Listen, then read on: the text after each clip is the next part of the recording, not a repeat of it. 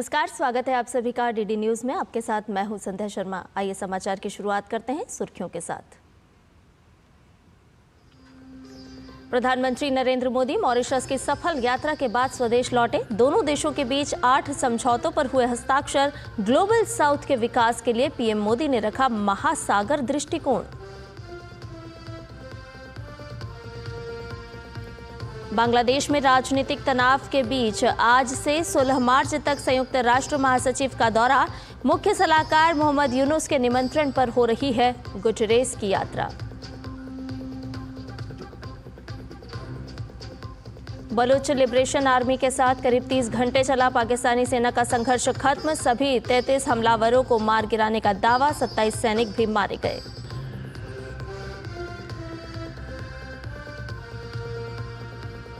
विश्व para athletics grand premiere में भारत का शानदार प्रदर्शन। जैवलिन थ्रो में जीते 3 स्वर्ण पदक।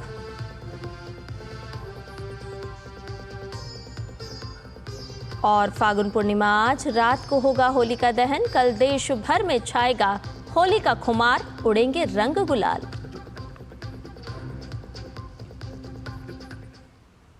और आइए अब इन सभी खबरों को जानते हैं विस्तार से। प्रधानमंत्री नरेंद्र मोदी मॉरिशस के 2 दिवसीय सफल दौरे के बाद देर रात नई दिल्ली आ गए।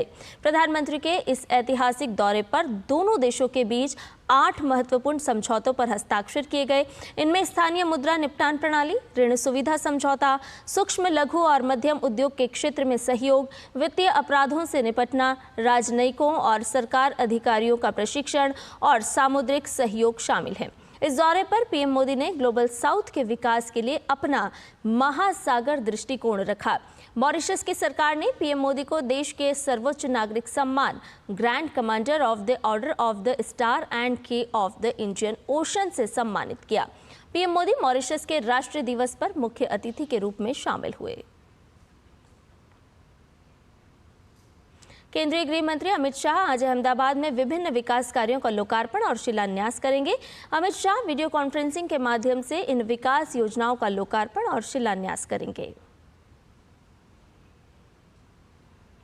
केंद्र सरकार 1 मई 2025 से मुंबई में आयोजित होने वाले विश्व ऑडियो विजुअल एवं मनोरंजन शिखर सम्मेलन 2025 से पहले वैश्विक समुदाय तक पहुंचेगी। इसी के अंतर्गत केंद्रीय मंत्री डॉक्टर एस जयशंकर, अश्विनी वैष्णव, डॉक्टर एल मुरुगन और मेजबान राज्य महाराष्ट्र के मुख्यमंत्री देवेंद्र फडणवीस आज नई दिल्ली में 100 से अधिक राजदूतों और उच्चायुक्तों को उभरते मीडिया एवं मनोरंजन क्षेत्र पर समन्वित दृष्टिकोण के लिए वैश्विक मंच के रूप में वेव्स के लाभों के बारे में बताएंगे। वेव्स का उद्देश्य वैश्विक नेताओं, नीति निर्माताओं, उद्योग हितधारकों, मीडिया पेशेवरों और कलाकारों को एक साथ लाना है ताकि वे रचनात्मक और गतिशील संवाद में शामिल हो सकें। इसका उद्देश्य अंतर्राष्ट्रीय सहयोग, तकनीकी नवाचार और नैतिक प्रथाओं पर ध्यान केंद्रित करते हुए ऑडियो विजुअल और मनोरंजन क्षेत्रों के भविष्य को आकार देना है। वेव्स प्रमुख वैश्विक कार्यक्रम है जो पूरे मीडिया और मनोरंजन क्षेत्र को एक साथ लाता है। इसका आयोजन 1 मई से 4 मई 2025 तक मुंबई, महाराष्ट्र में किया जाएगा। भाजपा सांसद रवनीत सिंह बिट्टू ने पंजाब में धरना दे रहे किसानों का समर्थन करते हुए राज्य की मान सरकार पर निशाना साधा है। उन्होंने कहा कि जहां हरियाणा में भाजपा सरकार ने चुनाव खत्म होने के 1 महीने के भीतर ही न्यूनतम समर्थन मूल्य यानी कि एमएसपी पर अपने वादे को पूरा करना शुरू कर दिया, वहीं पंजाब की भगवंत मान सरकार किसानों का अपमान कर रही है। ये हैरानगी की बात हुई है। अभी पहली बार भी पंजाब के मुख्यमंत्री ने किसानों को चंडीगढ़ आने से बैन किया और मीटिंग जो हो रही थी उसमें उनको धमकाया और छोड़ के चले गए। और बाद में हर किसान लीडर के घर दबिश हुई और उन्हें पकड़ा गया। बाद में कई जगह जाम हुए, बंद लगे तो छोड़ना पड़ा। मेरी ख्याल आगे ये विरोध बहुत बढ़ेगा। हरियाणा में कहा था भी हम 23 फसलों पे एमएसपी देंगे, उन्होंने एक फसल पे एमएसपी जारी कर दी। लेकिन यहाँ पे 23 तो छोड़ो, एक फसल पे भी किसी पे कोई एमएसपी नहीं। पश्चिम बंगाल में भारतीय जनता पार्टी ने मुख्यमंत्री ममता बनर्जी पर निशाना साधा है। भाजपा सांसद सुकांत मजूमदार ने कहा कि ममता बनर्जी शुवेंदु अधिकारी से बुरी तरह डरी हुई हैं क्योंकि उन्होंने फिर से उनके खिलाफ चुनाव लड़ने की घोषणा कर दी है। सुकांत मजूमदार ने कहा कि अगर शुवेंदु अधिकारी चाहेंगे तो बीजेपी उन्हें भवानीपुर सीट से टिकट देगी और वो ममता बनर्जी को फिर से करारी शिकस्त देंगे। ममता बनर्जी की ये डेस्परेशन से बात आ रही है, क्योंकि इस बार शुभेंदु दा ने एक बार बोला था कि ममता बनर्जी के खिलाफ वो फिर से खड़े होंगे, तो फिर से खड़े होंगे तो फिर से हारेंगे ममता बनर्जी। मुझे लगता है इस डेस्परेशन से ममता बनर्जी की ये बात आ रही है। अगर शुभेंदु अधिकारी जी अगर पार्टी से टिकट मांगते हैं भवानीपुर में ममता बनर्जी के खिलाफ, तो हम उनको टिकट देंगे और मुझे भी विश्वास है कि शुभेंदु अधिकारी जी भवानीपुर में भी ममता बनर्जी को हरा पाएगी। हिंदू परंपरा के अनुसार रंगों की होली से एक दिन पहले आज देश भर में होलिका दहन मनाया जाता है। देश भर में होलिका दहन की तैयारियां की जा रही है। बुराई पर अच्छाई की जीत के प्रतीक के रूप में फागुन पूर्णिमा के दिन मनाए जाने वाले इस पर्व के बाद कल रंग होली खेली जाएगी। गुलाल अबीर से एक दूसरे के जीवन में रंग और खुशियां घोलते हुए लोग नजर आएंगे। देश को जहां अगले वर्ष नक्सल मुक्त बनाने का लक्ष्य है, वहीं झारखंड में इसी वर्ष 31 मार्च तक उनके खात्मे का काउंटडाउन शुरू हो गया है। पुलिस महानिदेशक अनुराग गुप्ता ने कहा कि झारखंड के एकमात्र जिले में सिमटे नक्सलियों की वहां से भी सफाई की तैयारी है। झारखंड से नक्सल उन्मूलन अभियान पर हमारी ग्राउंड रिपोर्ट देखिए। झारखंड में नक्सलियों के खिलाफ सुरक्षा बलों का आखिरी वार। झारखंड में नक्सलियों के खात्मे का काउंटडाउन शुरू। झारखंड में आखिरी सांसें गिन रहा है नक्सलवाद। सिर्फ एक जिले में सिमटे नक्सलियों को खत्म करने की तैयारी। राष्ट्र विरोधी तत्व नक्सल अब झारखंड में अपने वजूद को बचाने की जद्दोजहद कर रहे हैं। पुलिस और सुरक्षा बलों के पराक्रम के आगे वो घुटने टेक चुके हैं और उनकी कमर टूट चुकी है।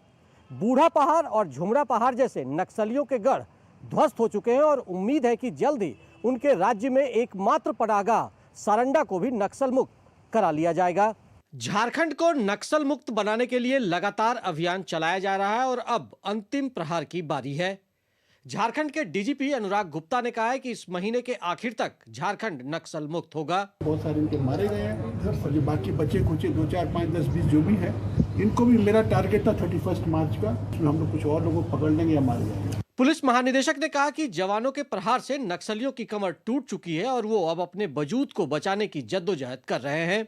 झारखंड में एकमात्र पश्चिमी सिंहभूम जिला बचा है जहां से इन्हें खदेड़ने की रणनीति बना ली गई है। हालिया नक्सली वारदातों का जिक्र करते हुए उन्होंने कहा कि पूर्व में लगाए गए विस्फोटकों की वजह से कुछ घटनाएं हो रही हैं, लेकिन जवानों का मनोबल ऊंचा है। इनके पास ना बारूद है, ना गोला है, ना बंदूक, हथियार कुछ भी नहीं है। पुराने आईडी के सहारे लोग चल रहे हैं और वो भी मुझे उम्मीद है कि बहुत जल्दी इन लोग को हम लोग क्लियर कर देंगे। झारखंड में नक्सलियों से लोहा लेते हुए अब तक सैकड़ों जवानों ने अपनी शहादत दी है, जिनके बूते आज नक्सली बैकफुट पर हैं।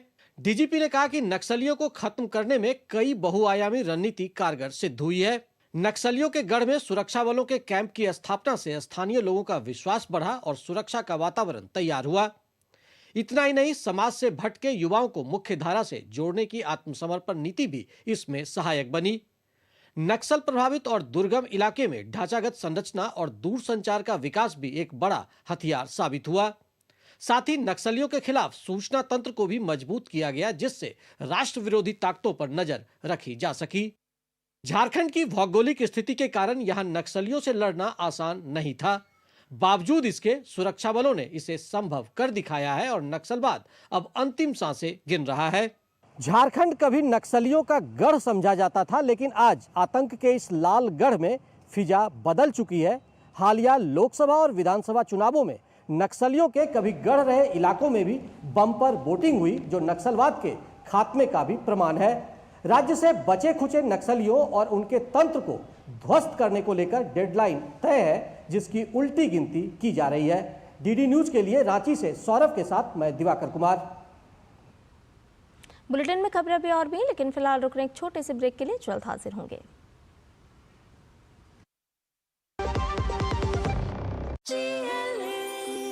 जो लक्ष्य चुना था समझ आने लगा है। GLA यूनिवर्सिटी, उच्च लक्ष्य की निश्चित प्राप्ति। ब्रेक के बाद समाचार में आपका एक बार फिर से स्वागत है। रुक करते हैं छत्तीसगढ़ का। छत्तीसगढ़ अब ऊर्जा क्रांति की ओर तेजी से बढ़ रहा है। रायपुर में हुए छत्तीसगढ़ एनर्जी इन्वेस्टर्स समिट में कई बड़ी कंपनियों ने 3 लाख करोड़ से ज्यादा के निवेश का ऐलान किया है। इससे न केवल उद्योगों को फायदा मिलेगा, बल्कि आम लोगों को भी सस्ती और निरंतर बिजली मिल सकेगी। देखिए डीडी न्यूज की ये खास रिपोर्ट। छत्तीसगढ़ में 3 लाख करोड़ रुपए के निवेश से होगी ऊर्जा क्रांति। अदानी, एनटीपीसी और जिंदल समेत कई कंपनी करेंगी निवेश। अदानी पावर बनाएगा 1600 मेगावाट के 3 थर्मल पावर प्लांट। परमाणु ऊर्जा में साफ और कुशल ऊर्जा उत्पादन के लिए 80,000 करोड़ रुपए का निवेश। राज्य की ताप विद्युत क्षमता को मजबूत करने के लिए 1,07,840 करोड़ रुपए का निवेश। सौर ऊर्जा परियोजनाओं के विस्तार के लिए 10,000 करोड़ रुपए का निवेश। किसानों के बीच सौर ऊर्जा को बढ़ावा देने के लिए 4100 करोड़ रुपए का निवेश। परमाणु, थर्मल, सौर और पंप्ड स्टोरेज जैसे क्षेत्रों में बिजली उत्पादन के नए प्रोजेक्ट होंगे शुरू। छत्तीसगढ़ ऊर्जा क्रांति की ओर तेजी से बढ़ रहा है। रायपुर में हुए छत्तीसगढ़ एनर्जी इन्वेस्टर्स समिट में कई बड़ी कंपनियों ने 3 लाख करोड़ रुपए से ज्यादा के निवेश का ऐलान किया है। इस निवेश से राज्य में परमाणु, थर्मल, सौर और पंप्ड स्टोरेज जैसे क्षेत्रों में बिजली उत्पादन के नए प्रोजेक्ट शुरू होंगे। इससे न केवल उद्योगों को फायदा मिलेगा बल्कि आम लोगों को भी सस्ती और निरंतर बिजली मिल सकेगी। Nuclear, thermal, solar, hydro power उत्पादन के क्षेत्र में आने वाले 5-7 साल में 3 लाख करोड़ का इन्वेस्ट होने वाला है, जिसका एमओयू हुआ है। मुख्यमंत्री विष्णुदेव साय का कहना है कि छत्तीसगढ़ में ऊर्जा के क्षेत्र में यह निवेश राज्य की बिजली उत्पादन क्षमता को नई ऊंचाइयों तक ले जाएगा। नवीकरणीय ऊर्जा को बढ़ावा मिलेगा और हरित भविष्य का मार्ग प्रशस्त होगा। राज्य सरकार का लक्ष्य है कि छत्तीसगढ़ न केवल ऊर्जा में आत्मनिर्भर बने बल्कि पूरे देश के लिए एक ऊर्जा हब के रूप में स्थापित हो। 5-7 साल में 21,000 मेगावाट अतिरिक्त बिजली का उत्पादन होगा और उद्योग धंधे लगने से रोजगार की भी वृद्धि होगी। इन सभी निवेशों के जरिए छत्तीसगढ़ जल्द ही देश के सबसे बड़े ऊर्जा उत्पादक राज्यों में शामिल हो जाएगा। इससे उद्योगों, किसानों और आम लोगों को फायदा होगा और राज्य की अर्थव्यवस्था भी मजबूत होगी। इन परियोजनाओं से न केवल उद्योग को लाभ होगा बल्कि आम जनता को भी सस्ती और निरंतर बिजली मिल सकेगी, जिससे जीवन की गुणवत्ता में भी सुधार होगा। यह निवेश छत्तीसगढ़ को ऊर्जा के क्षेत्र में आत्मनिर्भर बनाएगा और राज्य के विकास को नई दिशा देगा। Somesh Patel, DD news, Chhattisgarh. वहीं अग्निवीर भर्ती योजना के तहत अग्निवीरों की भर्ती प्रक्रिया से संबंधित अधिसूचना आर्मी भर्ती कार्यालय शिमला द्वारा जारी कर दी गई है। 12 मार्च से 10 अप्रैल तक युवा इस भर्ती के लिए आवेदन कर सकते हैं। अधिसूचना में तमाम जानकारियां मुहैया कराई गई है। देखिए इस रिपोर्ट में। अग्निवीर योजना केंद्र सरकार की एक महत्वाकांक्षी योजना है, जिसके जरिए प्रदेश के और देश के युवाओं को भारतीय सेना में शामिल होकर देश सेवा का एक बेहतरीन मौका मिलता है। आर्मी रिक्रूटमेंट ऑफिस शिमला के जरिए हिमाचल प्रदेश में अग्निवीर योजना में भर्तियों के लिए एक बार फिर से प्रक्रिया शुरू कर दी गई है।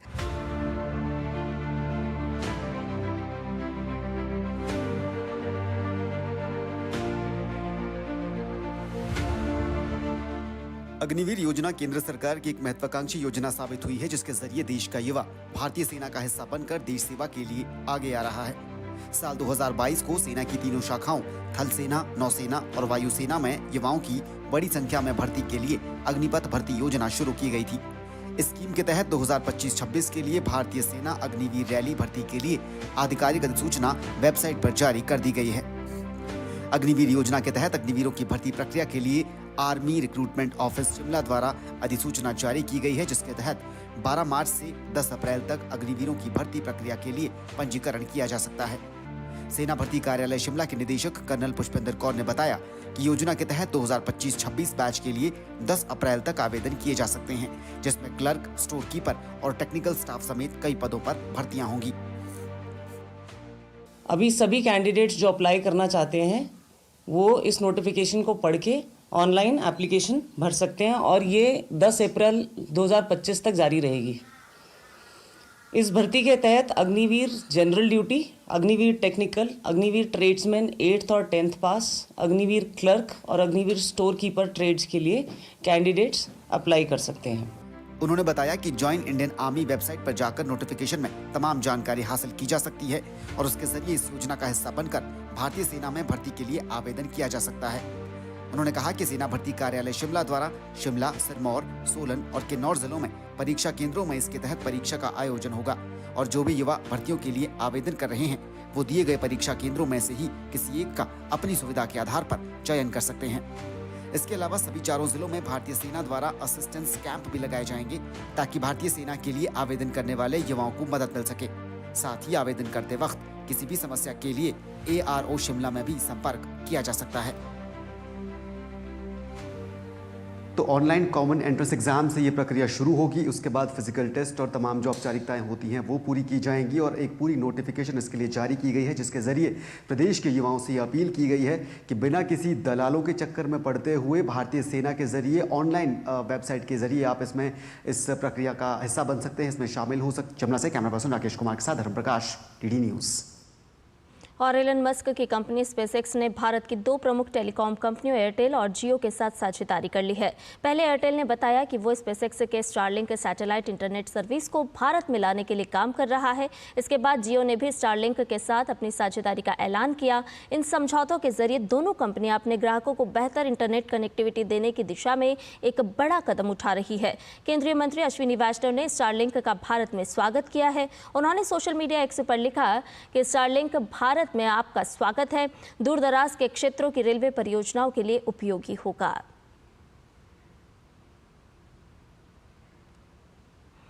संयुक्त राष्ट्र महासचिव एंटोनियो गुटेरेस 13 से 16 मार्च तक बांग्लादेश की यात्रा पर जाने वाले हैं। गुटेरेस की यात्रा मुख्य सलाहकार मोहम्मद यूनुस के निमंत्रण के बाद हो रही है। यात्रा के दौरान गुटेरेस रोहिंग्या संकट और बांग्लादेश के साथ संयुक्त राष्ट्र की एकजुटता पर चर्चा करेंगे।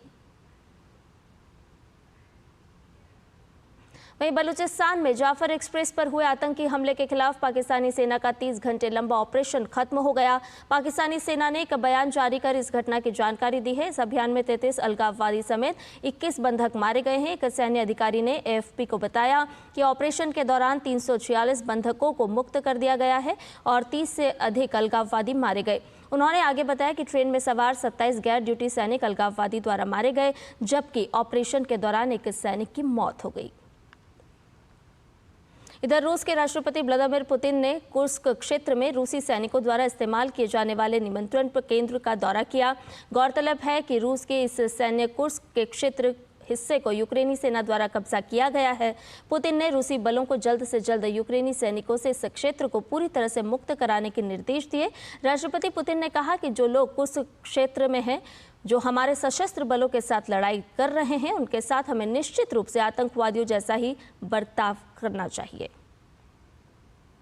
दिल्ली में आयोजित हो रही विश्व पैरा एथलेटिक्स ग्रैंड प्री 2025 के दूसरे दिन भारत ने शानदार प्रदर्शन किया। रिंकू हुड्डा के नेतृत्व में विश्व पैरा एथलेटिक्स ग्रैंड प्री के जैवलिन थ्रो प्रतियोगिता के पुरुष वर्ग में भारत ने स्वर्ण पदक की हैट्रिक लगाई। रिंकू हुड्डा ने प्रतियोगिता के दूसरे दिन जैवलिन थ्रो के F46 में 60.26 मीटर के थ्रो के साथ स्वर्ण पदक जीत भारतीय खेमे को जश्न मनाने का मौका दिया। पुरुषों की javelin throw F12, F37, F42, F43 संयुक्त श्रेणी में पुष्पेंद्र सिंह ने 57.57 मीटर के साथ स्वर्ण पदक, रितेंद्र ने F40 और F41 श्रेणी में 30.33 मीटर की थ्रो के साथ भारत के लिए स्वर्ण पदक जीता। वहीं पुरुष वर्ग में मोहित ने रजत और जसवंत ने कांस्य पदक अपने नाम किए। महिला वर्ग में भारत की भाग्यश्री जाधव ने जैवलिन थ्रो F34 श्रेणी में स्वर्ण पदक जीता। इधर पीवी सिंधु को all England open badminton championship के पहले ही दौर में हार का सामना करना पड़ा। पीवी सिंधु को पहले दौर के मैच में कोरिया के किम गा यून के खिलाफ 21-19, 13-21, 13-21 से हार का सामना करना पड़ा।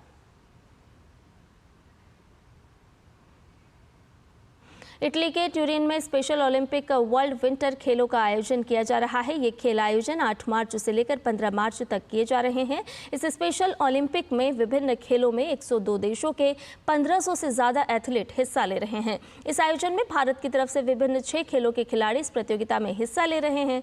देखिए DD न्यूज़ संवाददाता नारायण सिंह की इटली से ये खास रिपोर्ट। इटली में special Olympic world winter games जोश के साथ जारी हैं। 102 देशों से 1500 से ज्यादा एथलीट 8 विंटर स्पोर्ट्स में हिस्सा ले रहे हैं। लेकिन यह सिर्फ एक प्रतियोगिता नहीं है, बल्कि यह नए आयाम हासिल करने का और क्षमताओं का जश्न मनाने का, और यह बात साबित करने का मंच है कि खेल सभी के लिए है और भारत भी इस बड़े आयोजन का हिस्सा है। भारत की 49 सदस्य टीम, जिसमें 30 एथलीट शामिल हैं, 6 खेलों में देश का प्रतिनिधित्व कर रही हैं। इटली के पीडमेंट क्षेत्र में जबरदस्त उत्साह है। 1 लाख से ज्यादा दर्शक इन खास एथलीटों का हौसला बढ़ाने यहां पहुंचे हैं।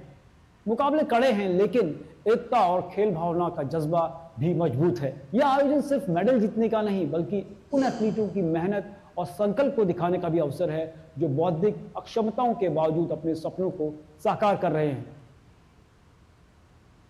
और 5वें खेलो इंडिया विंटर गेम्स के दूसरे चरण संपन्न हुआ। खेलों का समापन समारोह गुलमर्ग में आयोजित किया गया, जिसमें केंद्रीय खेल मंत्री मनसुख मांडविया मुख्य अतिथि रहे। दोनों चरण समाप्त होने के बाद फाइनल पदक तालिका में आर्मी की टीम शीर्ष पर रही। 5वें खेलो इंडिया विंटर गेम्स का दूसरा चरण बुधवार को गुलमर्ग में संपन्न हुआ। खेलो इंडिया विंटर गेम्स के दूसरे चरण की शुरुआत 9 मार्च को हुई थी। वहीं इन खेलों का समापन समारोह 12 मार्च को आयोजित किया गया। समापन समारोह में केंद्रीय खेल मंत्री मनसुख मांडविया मुख्य अतिथि रहे। खेलो इंडिया विंटर गेम के अवसर पर, समापन के अवसर पर जो जीते हैं इस सभी एथलीट को मेरा अभिनंदन।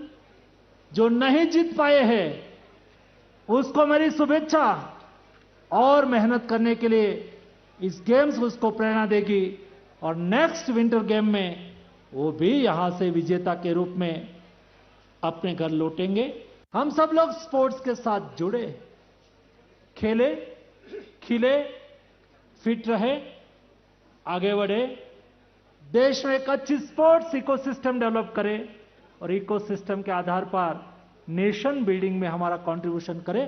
खेलो इंडिया विंटर गेम्स के दूसरे चरण में snowboarding slalom, ski mountaineering sprint, alpine skiing slalom, Nordic skiing जैसी स्पर्धाओं का आयोजन किया गया।